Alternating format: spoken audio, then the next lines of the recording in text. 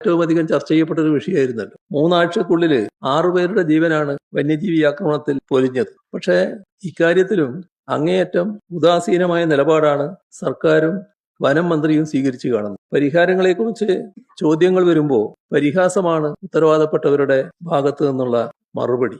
ഇത് ജനങ്ങളോട് കാണിക്കുന്ന നിസ്സംഗമായ നിലപാടാണ്. അതാണ് തുടക്കത്തിൽ തന്നെ പുറത്തു വന്നിരിക്കുന്നത്. സൂര്യനെല്ലിയിലെ മാരി എന്ന ആദിവാസി സ്ത്രീ കാട്ടാന ആക്രമണത്തിൽ കൊല്ലപ്പെട്ടു. അതിന്റെ അടുത്ത ദിവസം മന്ത്രി ആലുവ മൂന്നാർ രാജപാത വഴി സഞ്ചരിക്കുന്നുണ്ട്. പക്ഷേ മരണവീട് സന്ദർശിക്കാൻ ആക്രമണത്തിൽ പരിക്കേറ്റ് ആശുപത്രിയിൽ കഴിയുന്ന മാരിയുടെ കുട്ടിയെ കാണാൻ അദ്ദേഹം തയ്യാറാകുന്നില്ല. അപകടത്തിന്റെ തലേ ദിവസം തന്നെ ആ പ്രദേശത്ത് 17ഓളം ആനകൾ കറങ്ങുന്ന വിവരം RRT അറിയിച്ചു എന്നാണ് കേൾക്കുന്നത്. ഒരു മുൻകരുതൽ നടപടിയും എടുത്തിരുന്നില്ല.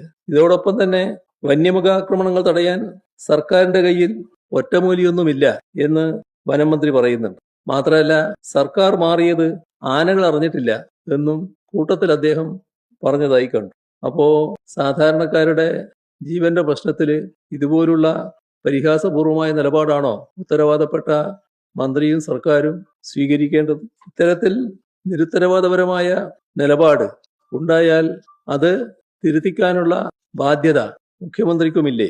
വയനാട്ടിലെ കാട്ടിക്കുളത്ത് കാട്ടാന ആക്രമണത്തിൽ ഒരാൾ കൊല്ലപ്പെട്ടപ്പോൾ അതൊരു സാധാരണ സംഭവമല്ലേ എന്നായിരുന്നു സ്ഥലം MLA യുടെ പ്രതികരണം.